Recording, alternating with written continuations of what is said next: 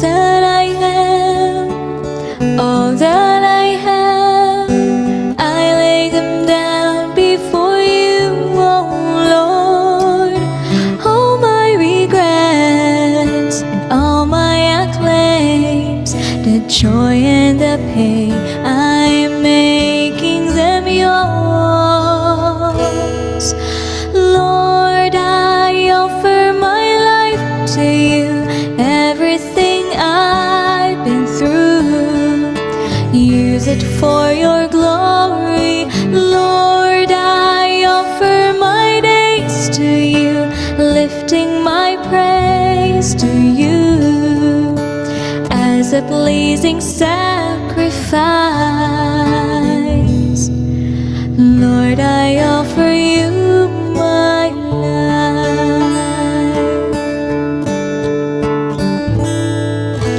Things in the past, things yet unseen, wishes and dreams that are yet to come true. All of my heart and all of my praise, my heart and my hands are lifted to you. Lord, I offer my life to you, everything I've been through. Use it for your glory. Lord, I offer my days to you, placing my praise to you as a pleasing sacrifice. Lord, I offer you my life. What can we give that you have not given? What do we have that is not already yours? All we possess that is not worth living, and that's what we give to you, Lord.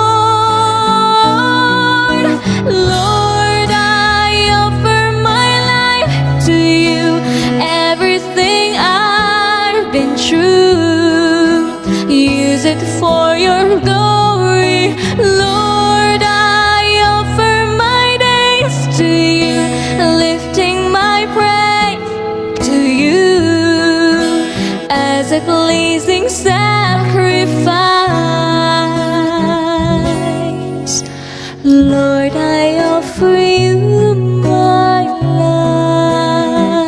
life. Lord, I offer you my life.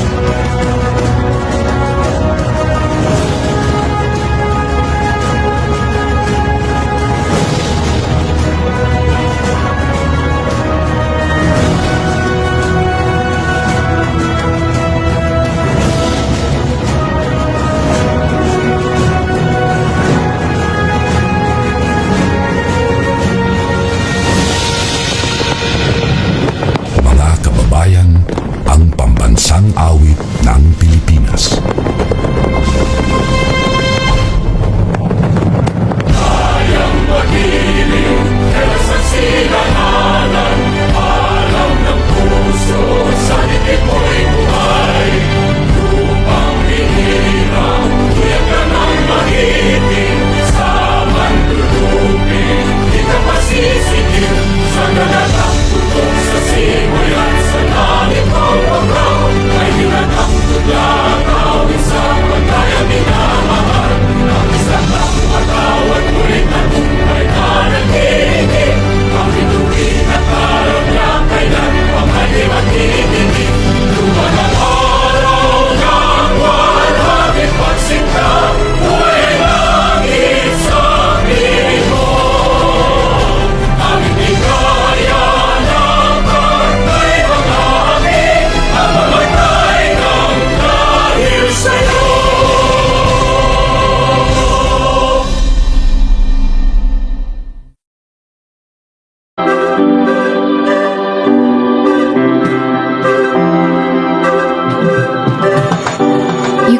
tell how someone feels just by looking at them or what they share online. To the outside world, our lives may look perfect, even if in reality they aren't.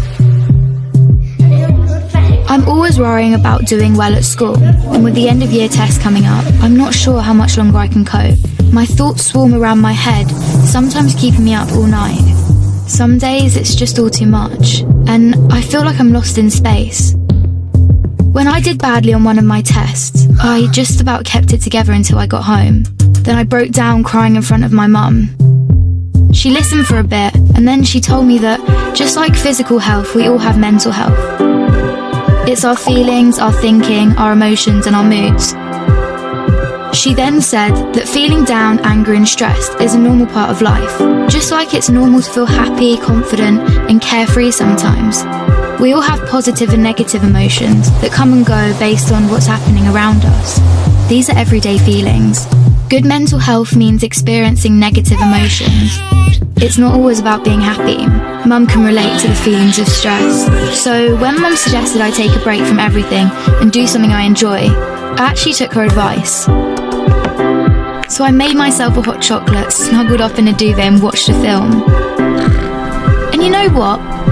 Afterwards I felt so much better. Mum should take her own advice. Most of us only ever share the good things. We don't like to share how we really feel. Every morning when I wake up, negative thoughts stream through my head. Getting out of bed and pretending I'm okay takes all the energy I have. As the day goes on, the negative thoughts turn from a stream into a river. The water rushes through my head so loudly it's hard to concentrate in lessons. And some days it's so bad it feels like a waterfall that's trying to pull me over the edge. Everything is so overwhelming. I didn't think my friends would understand if I told them how down I was feeling. But when Sasha opened up to me about how stressed she was feeling, I told her. I wasn't sure how to bring up how I'd been feeling, so I started by saying that I didn't feel like myself. Just her listening made me feel like she understood. She told me some things that had helped her, so I tried them too, but it didn't make much of a difference.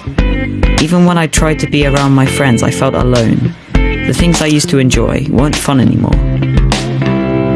I was really worried about Andre and not sure what to do. He was quiet and wasn't hanging out with us like he used to. So I asked our head of year for some advice. He suggested I get Andre to speak to him since his negative feelings weren't going away. I didn't want to speak to our head of year, but I also didn't want to keep feeling so down, so I went. He said that sometimes we have overwhelming feelings that can be more intense than our everyday feelings. These feelings hang around for a long time and change the way we feel, think, and behave. They can stop us doing what we want to in life. That's what I was going through. He also said that if we're physically unwell, we let people know, we ask for help. It should be no different with mental health. Sometimes our overwhelming feelings are brought on because of things in our life. Sometimes they happen for no reason at all. After hearing this, I felt much less alone and it felt good to talk. Scientists have found exercise can help when you're feeling low, so our head of year encouraged me to sign up to the school football club, which Sasha was already in.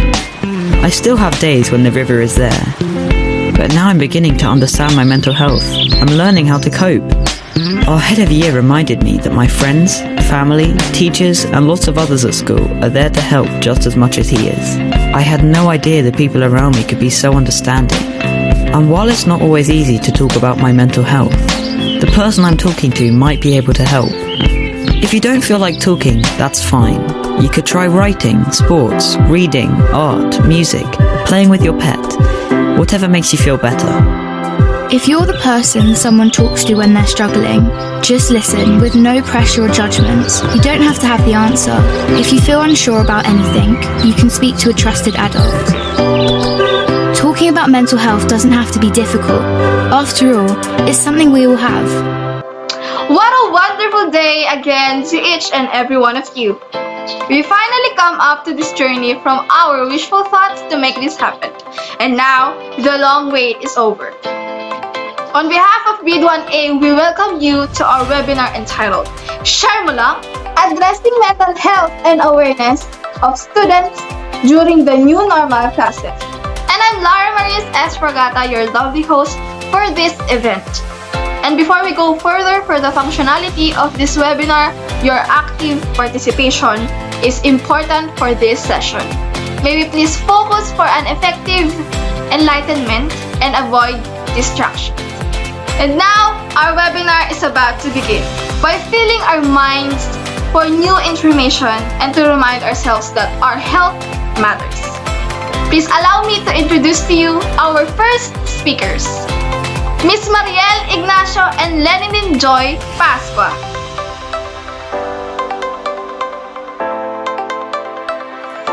A pleasant day to everyone. I am Mariel I. Ignacio, your speaker for today. I'm going to present to all of you the topic, Share Mo Lang, addressing mental health and awareness of student during the new normal classes.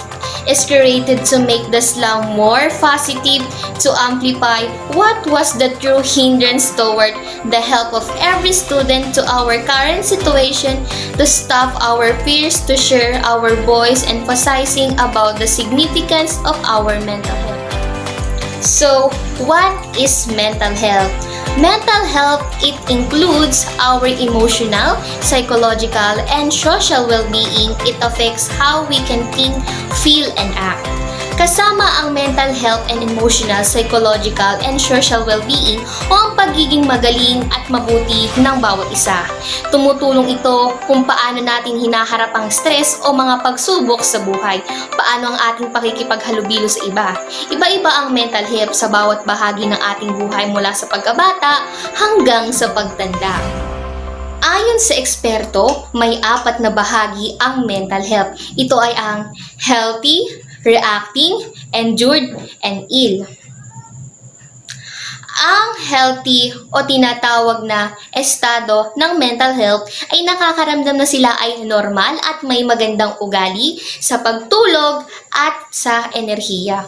Para sa mga taong ito, magandang lifestyle at time management o magagandang paggamit ng oras ang kanilang ginagawa. Pinahahalagahan ng mga taong ito ang kanilang support system o mga taong nandyan na maaari nilang lapitan sa oras ng pangangailangan at sa oras ng kasiyahan. Ang mga tao naman na reacting ay madaling mayamot at nakakaramdam ng pagkairita, pagkalungkot at nahihirapan ding makatulog ang mga ito at mababa ang kanilang enerhiya. Maaring makaranas rin sila ng sakit sa katawan, sakit sa ulo. Sinisimulan din ng mga taong ito ang pagbabawas o pagkita sa kanilang mga kaibigan o ang mga social activity. Ang mahalaga para sa mga taong ito ay makakuha ng tamang pahinga, pagkain at sapat na enerhiyang kinakailangan nila. Kanina ay sinabi na ni Miss Mariel Ignacio ang ibig sabihin ng mental health at ang 4 parts na to. At sinabi na din niya ang ibig sabihin ng healthy and reacting. Ngayon naman, sasabihin ko yung another 2 parts ng mental health, ang injure and ill. And the first is injure. Ang tao na may injure ay nakakaramdam ng anxiety, pagkabilasa, galit, kalungkutan, at kawalan ng pag-asa mabuhay. For example na lang nito sa COVID, ngayong pandemic, nag-lockdown tayo and ang daming namamatay sa labas. So naging solusyon na ng mga tao, ng mga pamilya natin, na bawal tayong lumabas para din sa own safety. At nagkakaroon tayo ng mental illness sa utak natin kasi nakakaramdam tayo ng anxiety sa paligid natin. Sa environment, ganun din naman pag inuutusan ka ng magulang mo na gumawa ng module ng kapatid mo. Kahit na ang dami-dami mo pang gagawin pero inutusan ka ng magulang mo na gumawa ng module, sinisigawan ka pa, doon galit na galit ka at gusto mo nang manakit. Kaya naman, pumapasok din doon yung sa mental illness at doon din sa love story nyo ng ex nyo, ng jowa nyo, feeling mo na mental breakdown ka na kasi ang dami niyong pinagdaanan pero iniwan ka lang din naman. Kaya dun na-stress yung pag-iisip natin kasi akala mo minahal mo na yung tao pero hindi naman pala. Tapos isa din sa example ng pag-break ng mental illness ay sa family problem, sa study mo, at sa kung ano-ano pa. And another thing, sa mga taong injured, nakakaranas ng hirap sa pagtulog, pagkapagod ng walang dahilan, at sakit sa katawan na hindi rin mabigyan ng dahilan. Ito ang epekto ng mental health sa tao kung meron man sila nito. At the same time, nagkakaroon ng pagbaba ng pagganap sa trabaho o sa paaralan. At nag-uumpisa rin na umiwas sa mga kapamilya, kaibigan, o kahit ano-anumang social interaction. Mahalaga pa sa mga taong ito ang kumonsulta sa isang doktor o isang eksperto upang mabigyan ng solusyon ng iyong nararamdamang problema. And the second part is ill. Ang tao namang may ill ay mayroong matataas na pagkabilasa, matinding nararamdaman na emosyon at depresyon o matinding paglulumbay. Hindi nakakatulog ang mga taong ito at parating pagod ang pakiramdam.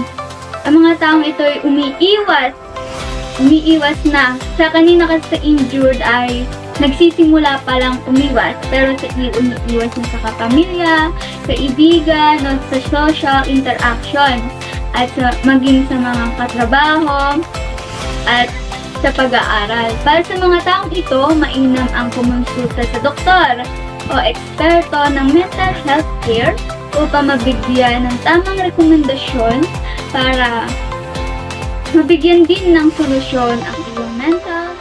Good day everyone! I am Mariel Wayway and today I will be discussing the factor that contribute to our mental health problems in online learning. Mental health problems can have a wide range, of course. It's likely that for many people, there is a complicated combination of factors, although different people may be more deeply affected by certain things than others. Most people at some point feel worried, stressed, or even down about things that are going in their life. Virtual classes may worsen existing mental health disorder and can trigger new changes in mental health and mood. Online learnings affect everyone from young children to young adults. There are 4 factors that affect our mental health. First is sleeping or lack of sleep. Second is increase or stress anxiety. Third is virtual learning fatigue. Fourth is loneliness and isolation. First, sleeping problem or lack of sleep. A good night's sleep is essential to our mental and physical health and well-being. A lack of sleep can have a major impact on our mood, concentration, memory, and quality of life. From time to time, we experience problems with sleeping. Dahil nga sa dami ng gawain natin, puro paperworks, activities, household chores na dapat gawin, dahil na nga rin sa wala tayong time management, hindi natin nagagawa ng tama ang ating mga gawain. Kaya pati ang oras na dapat tinutulog na natin, ayun, kinukonsume natin yung time na yon para yariin lahat ng mga works natin. Kaya yan din ang reason kaya tayo napupuyat. Kulang sa tulog, yung tipong tulog ka na tapos nagising ka pero feeling mo not enough pa yung tulog mo dahil nga wala kang sapat na tulog. Number 2, increased stress and anxiety. Alongside the lack of social interaction, online class or online learning structure can affect teen and adolescents in a number of ways. They may feel heightened anxiety about keeping update with their social work. Other students may experience difficulty concentrating or staying focused while at home. For some students and young adults, being in front of others on video can lead into its own anxiety. Students may find it difficult to receive the extra education support they need to succeed. Other students may experience difficulty concentration, or staying focused while at home. For some students, young and adults, being in front of others on video can lead into its own anxiety. Students find it difficult to receive extra support they need to succeed. 3 factors that affect our mental health. Virtual learning fatigue. Spending a significant amount of time online can fatigue that student. Part of the reason a daily full of video interaction is so mentally draining is because our brain are unable to process information in the way it's consumed too. 4. Loneliness and isolation. Loneliness is feeling sad about being by yourself, particularly over a long period of time. Isa rin ito sa factor na nakaka-apekto sa ating mental health, wherein kapag mag-isa tayo, ang dami natin iniisip, nag-overthink tayo, hindi natin kaya mag-isa. Kaya maraming pumapasok sa isipan natin na mga negative thinking na nag-cause ito ng mental health problem. Isolation naman, ito yung being separated from other people and to your environment. Loneliness can be sometimes felt in relationship or when. There is many reasons why people feel lonely or isolated. First, bereavement or losing someone close to you, like someone dead in your family. 2. Living in your own or ikaw lang namumuhay mag-isa mo na naka-apekto sa iyong pag-aaral. 3. Poor family connection. Difficulty socialize and feeling like you don't belong. And that would be all. I hope you learned something from me. For more knowledge or information about the factors contribute to mental health problems in online learning, please Raisa Abobo explaining to you. Thank you, keep safe and stay at home. Hi, I'm Raisa Meiti Abobo. Now, I will continue to discuss the factors contribute to mental health problems in online learning. Let's start! First is lack of interaction and social isolation. Schools do not only teach new learning from books. It is where friendship starts and fun memories are created. Communication and social skills are best learned with social interactions. Kids and teens, even teachers, need to connect with their friends and socialize. But since the COVID pandemic, there's a lack of interaction and students face social isolation. This greatly impacts a student's mental health. The lack of social interaction in online learning leads to feelings of loneliness, lack of motivation, and isolations. Even adults feel the empty void when they don't get to see their friends, right? Young adults need social interaction in their formative years. Kids needs play dates with the kids their age to learn how to socialize. Professors needs to interaction with their colleagues too. No one wants to feel alone and isolated. This is one of the main reasons why online learning can affect mental health. Second is the parents' mental health get affected too. Online learning does not only affect the students but parents as well. Parents have now become proxy educators, tutors, and are getting more involved with schoolwork to ensure their kids learn well and maintain good grades. How can a parent tutor physics if it's something they're not good at. How about work from home moms and dads that are getting overwhelmed with their own job but at the same time have to assist their kids with their online class? It's exhausting and it's causing high levels of stress. And the last is, even the teachers and faculty get stressed out too. Have you seen viral photos on social media of tenured professors having a hard time teaching their students online? They have years of experience inside the classroom, but teaching using technology devices has not been their best asset.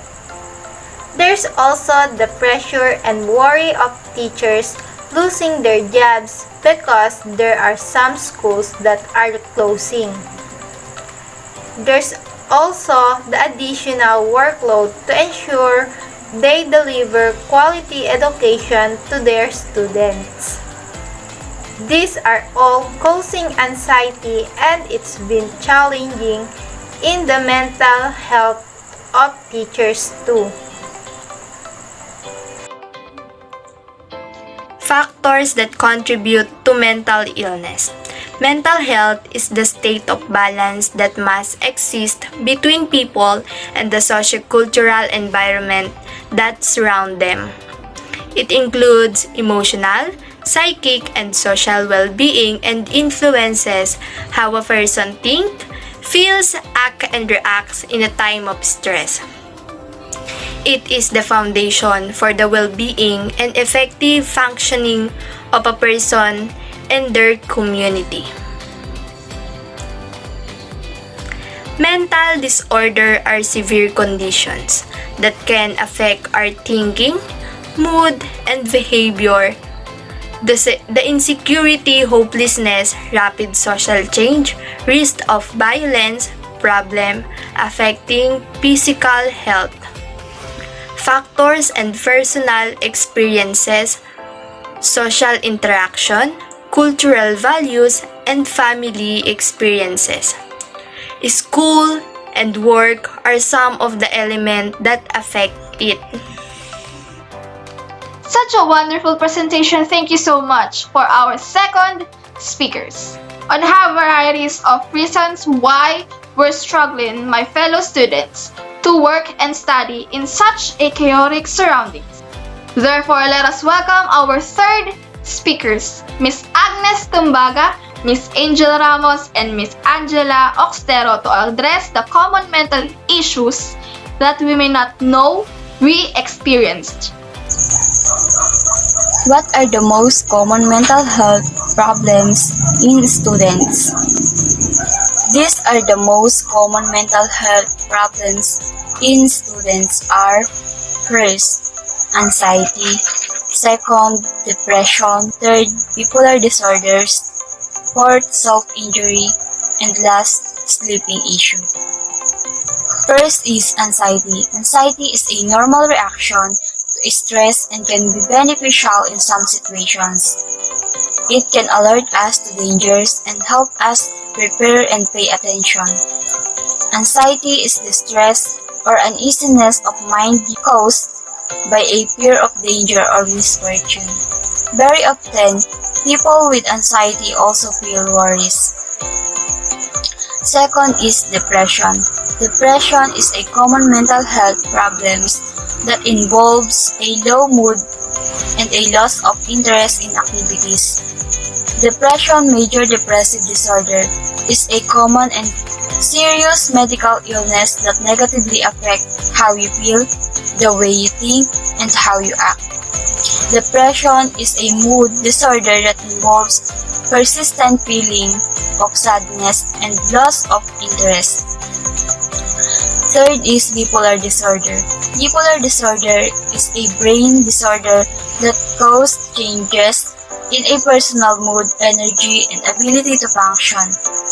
People who have bipolar disorder can have periods in which they feel overly happy and energized and other periods of feeling very sad, hopeless, and sluggish. In between those periods, they usually feel normal. Self-injury. Unlike a suicide attempt, self-injury typically isn't used as a means of ending one's life but rather as a way of causing harmful. Common forms of self-injury including cutting, burning, or otherwise mutilating the surface of the body. According to information from Mayo Clinic, the causes leading to self-injury include an ability to deal with psychological pain in healthy ways or having trouble regulating and expressing emotions. Last is sleeping issue. Sleeping issue are a group of conditions that affect the ability to sleep well on a regular basis, whether they are caused by a health problems or by too much stress. Most people occasionally experience sleeping problems due to stress, hectic schedules, and other outside influences. However, when these issues begin to occur on a regular basis and interfere with daily life, they may indicate a sleeping disorder. Impact of online education in student mental health. Because of pandemic, school and colleges in our country transitioned into online classes. At first, it was comfortable and convenient, but habang tumatagal ay nare-realize natin ang mga challenges ng online classes, especially sa impact nito sa mental health ng mga mag-aaral. Imagine, students spend hours every day in front of computer without any social interaction.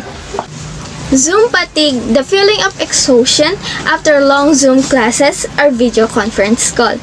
It may not be formal diagnosis, but Zoom fatigue does exist, especially in virtual learning.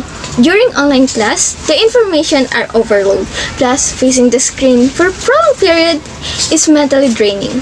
It's more challenging to learn new information and even just sit in front of computer. They feel like they are physically tired, especially whenever there's a delay in the video conference. It's hard to have a natural conversation with other people in your call.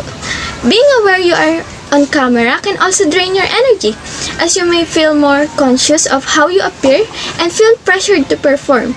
Virtual learning fatigue may lead to anxiety and stress for students. Increased anxiety and stress.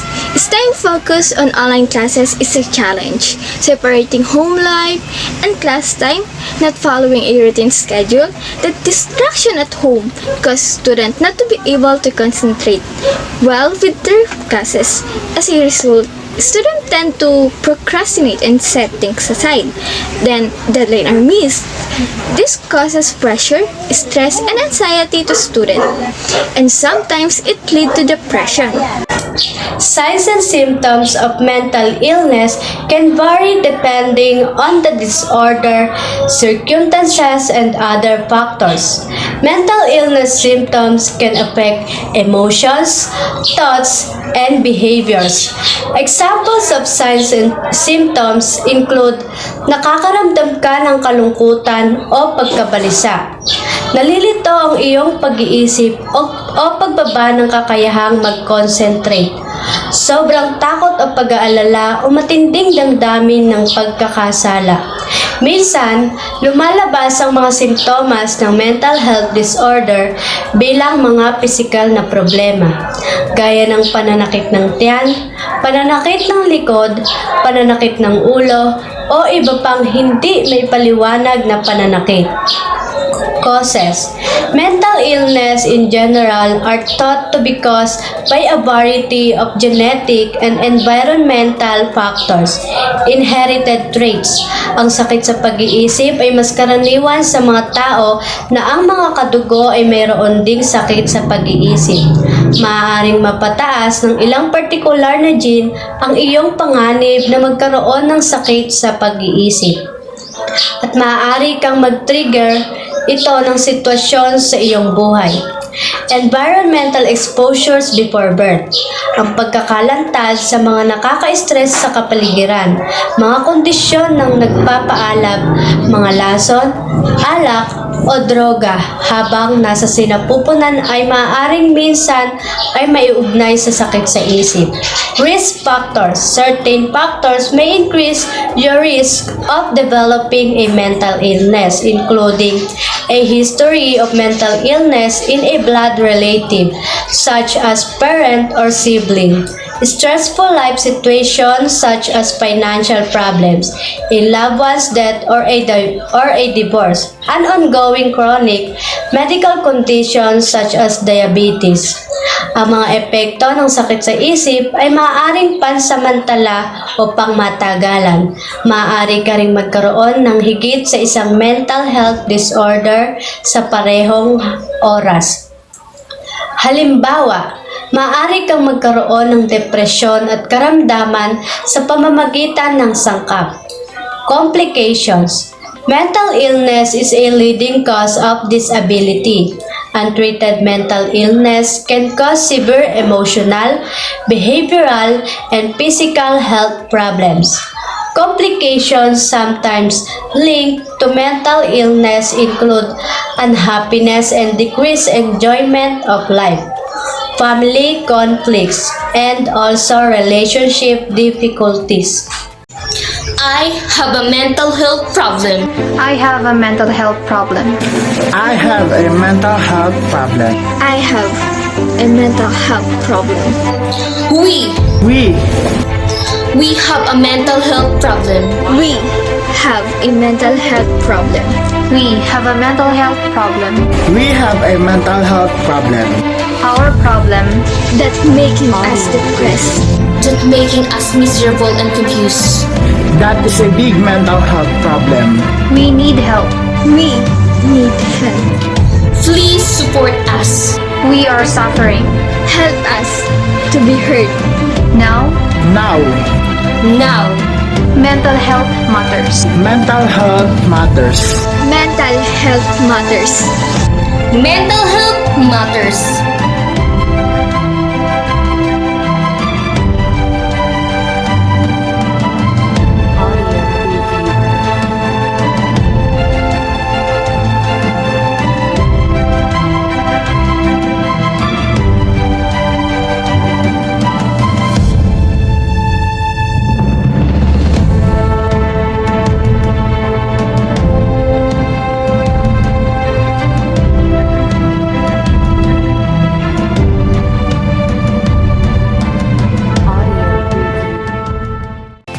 The uncertainty and isolation can make us more anxious and stressed, stating that COVID-19 crisis has taken a toll on everyone's mental.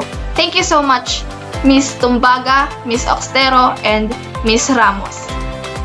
Several conversations have been hinting that academic might be failing to understand how COVID-related stress might affect the students' productivity and mental health.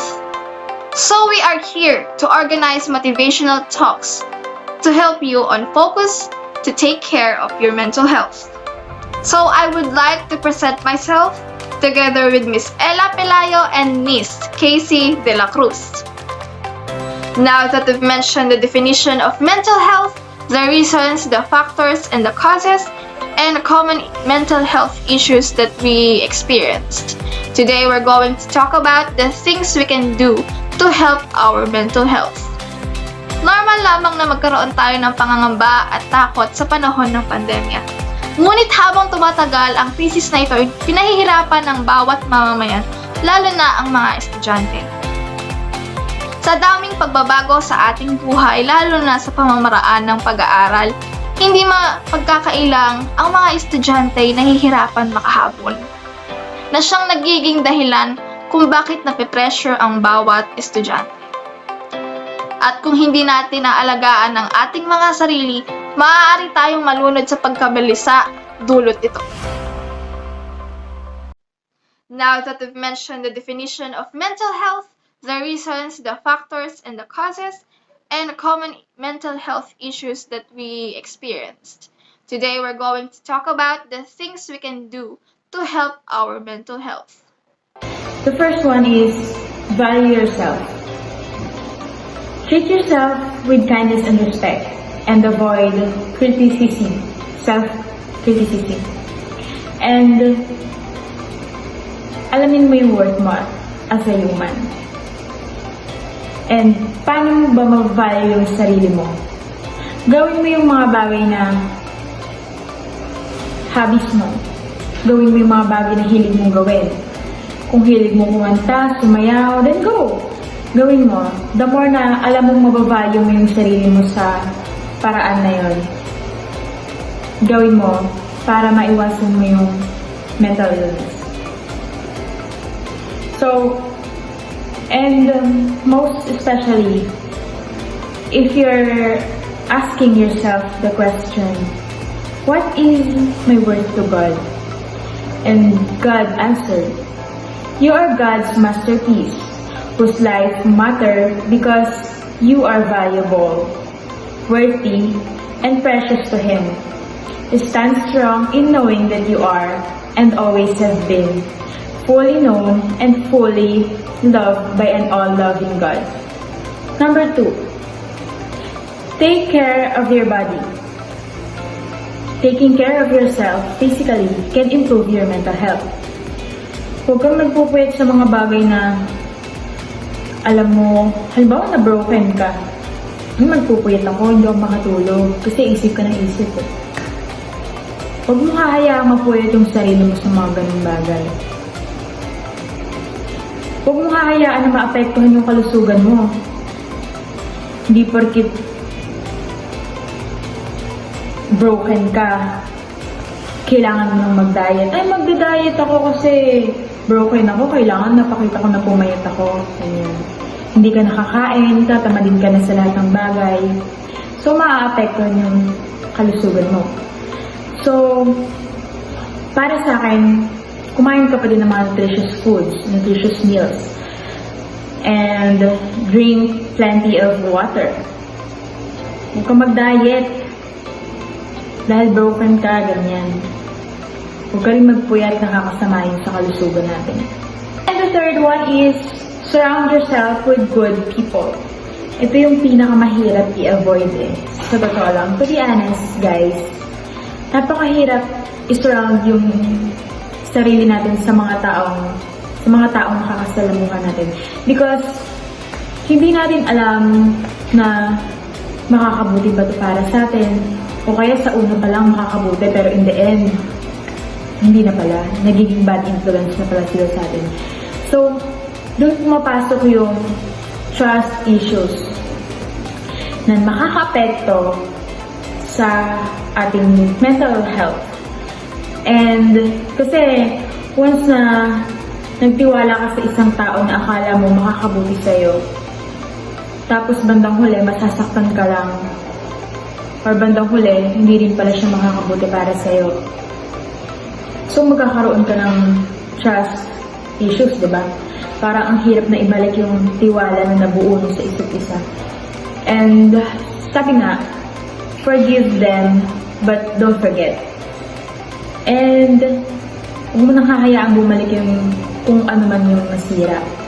Kasi nagawa na nila yun sa'yo, so kaya nila yung ulitin ulit.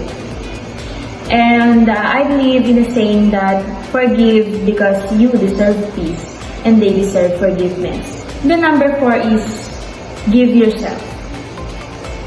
Volunteer your time and energy to help someone else. Malay nyo, sa pag ganun, dun kayo makahanap ng new people. And sabi nga, don't use your energy to worry. Instead, use your energy to believe, create, trust, grow and glow, manifest and heal. And the number 5 is learn how to deal with stress.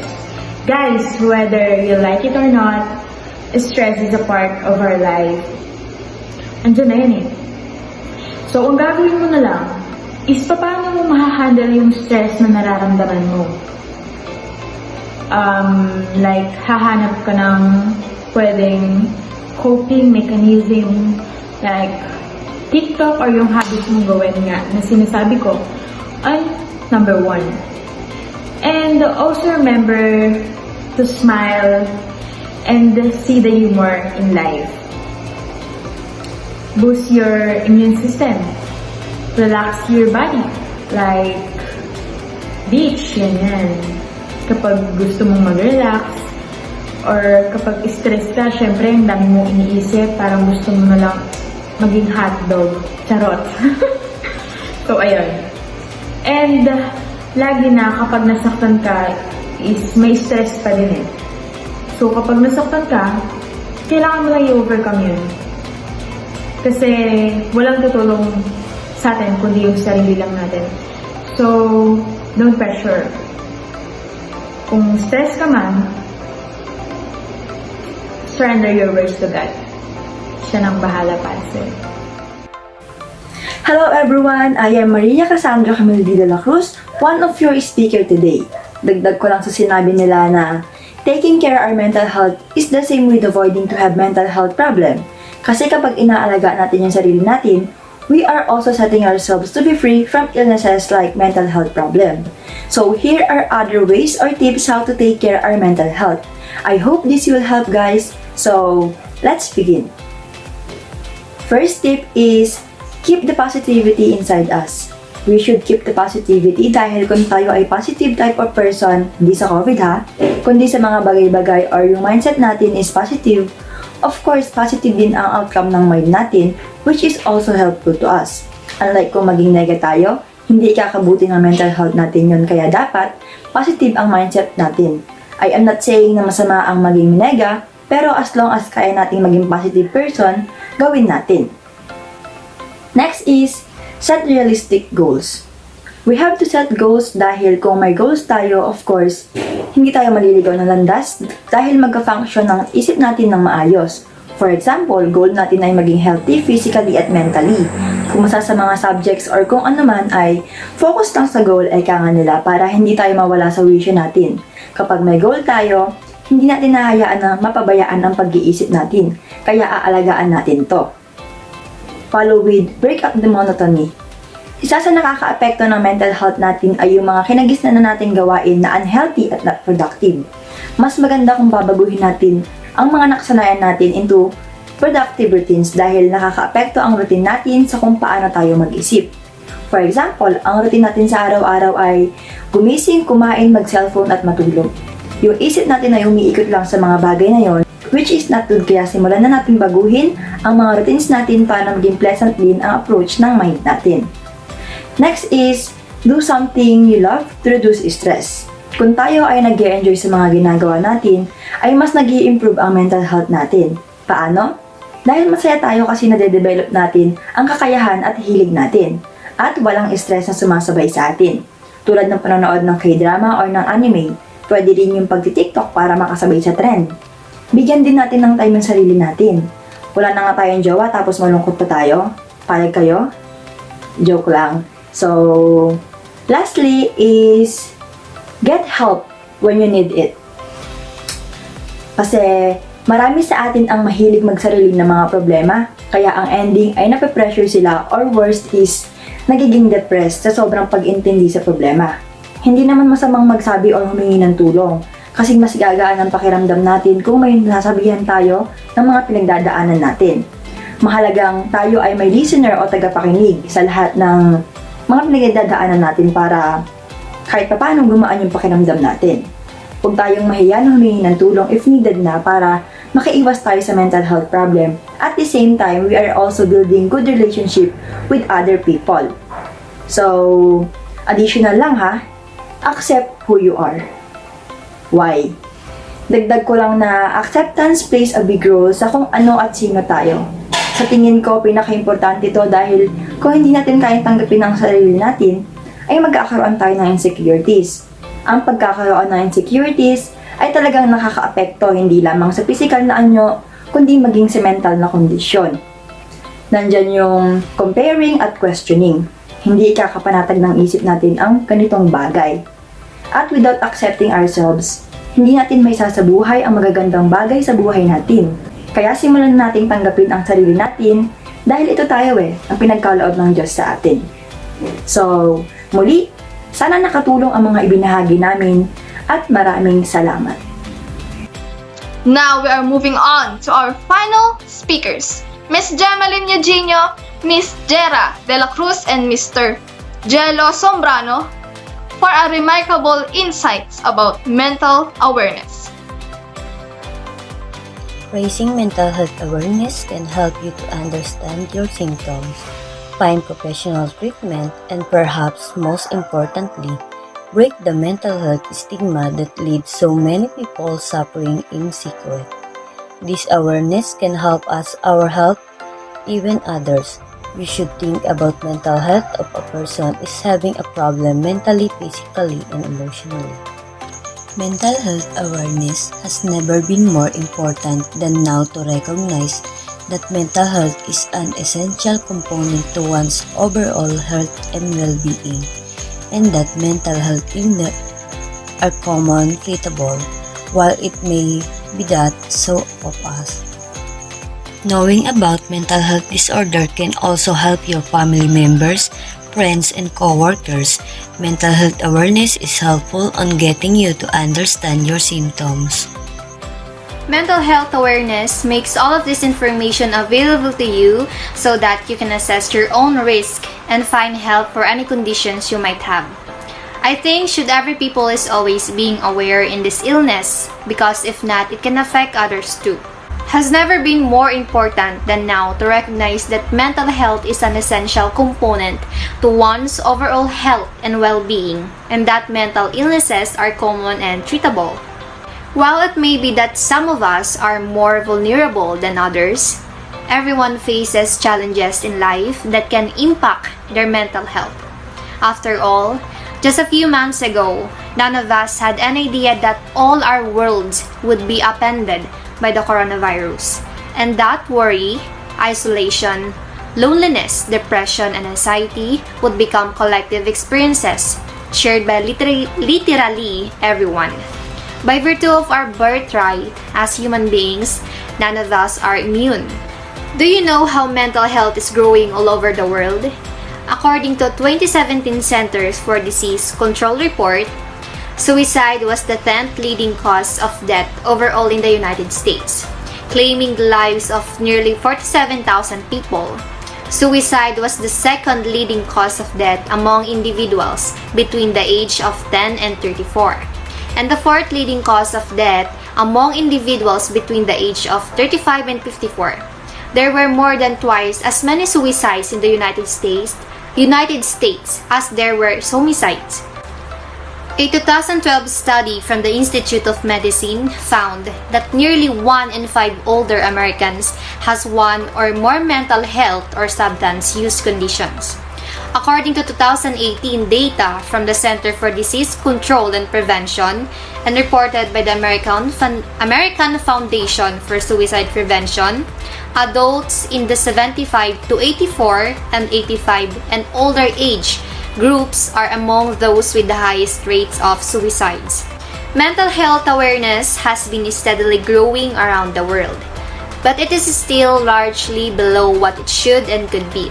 Often getting treated for a mental illness is something looked at as embarrassing, and people really want others to know it's happening. Looking away from the issue doesn't make the issue disappear. If anything, it gets worse. Why mental health awareness is important? According to the World Health Organization and World Economic Forum, mental illness is the largest economic burden the world has today. Only about half of people in developed countries struggling with the mental health illness get the help they need, while in developing countries, 90% go without any form of treatment.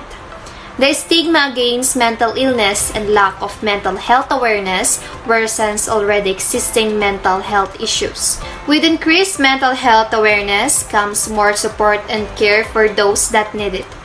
Currently, the public's opinion on mental issues has a negative impact on those dealing with them.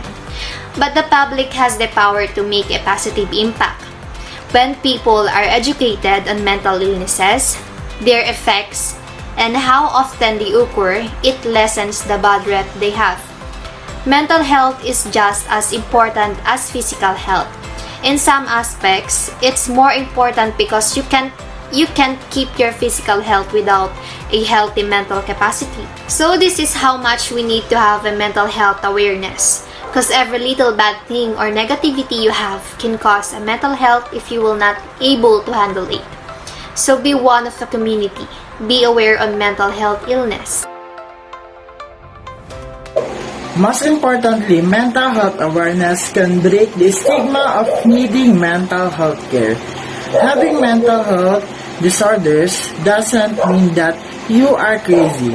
In actuality, mental health impacts millions of people across the country. With more awareness and the right mental health care, you will realize that you are not alone. Having mental health support gets you one step closer to mental health recovery. Being aware of your overall health is important so that you can detect any symptoms and seek professional help when necessary. While everyone is familiar with the symptoms and treatment option for common illness that affect their loved ones, like the flu, migraine, and most recently COVID-19, many people are unsure how to look after their mental health. Raising mental health awareness can help you to understand your symptoms, find professional treatment, and perhaps most importantly, break the mental health stigma that leaves so many people suffering in secret.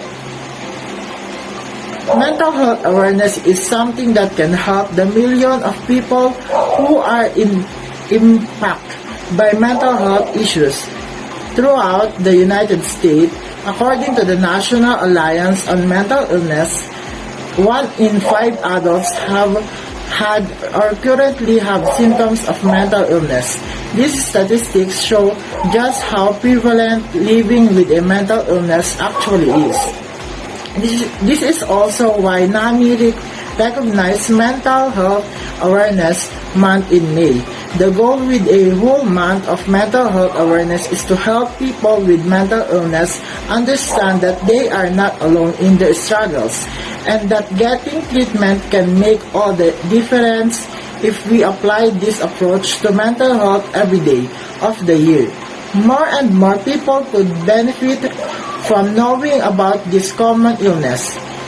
Though all of these mental health conditions have different symptoms, they can impact every aspect of your life. In truth, your mental health influences the way that you think, feel, and behave. This means that your social, professional, and personal life can be greatly impaired. Many people who have mental health conditions aren't sure how to cope with their symptoms and resort to unhealthy coping mechanisms to push away their emotional discomfort. As a result, you might also have an addiction to drugs or alcohol. Additionally, if you have one mental illness that goes untreated, you actually are at a greater risk for developing co-occurring disorder, and you will need dual diagnosed treatment to fully heal. Why don't we give ourselves a big hand of applause for making this day?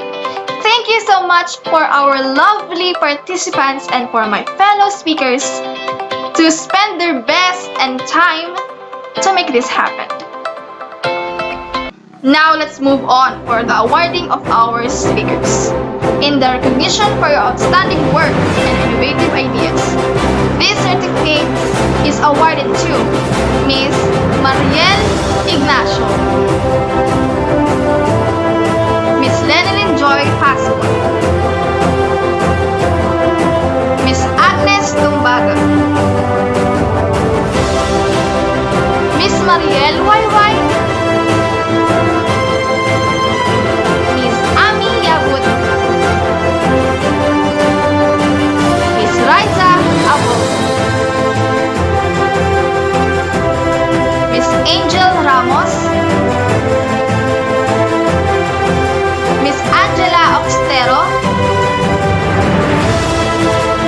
Miss Lara Maris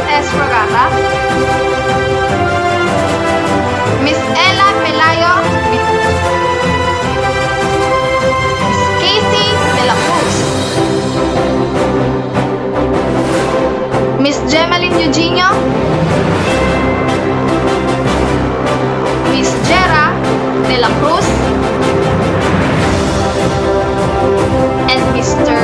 Jello Sombrano.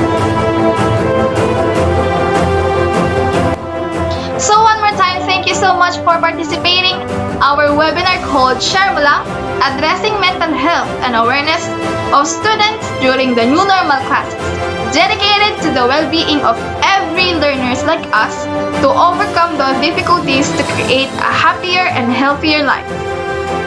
Again, don't be shy to share your thoughts and emotions.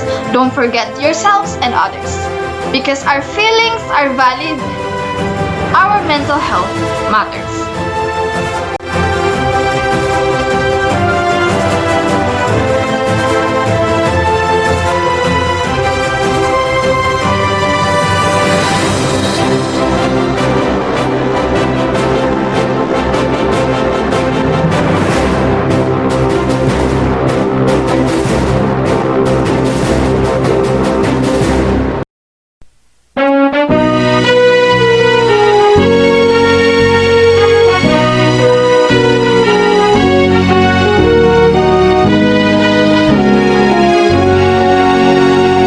Way back in the days gone by, our school was just a simple one. Now we close to greater heights, with a symbol that will never shine. We give a toast to mentors here who are estimated and the UST. Oh, here is the conscious pride, God and the UST. He strives through all the years, let's forever be loyal and true. Oh, here is the nation's call for better you tomorrow. Hail to dear alma mater, let us all work with our might. Keep achieving for the glory of the Levicia University of Science and Technology. Oh, here is the country's pride, the NEUST. It stretched through all the years, let's forever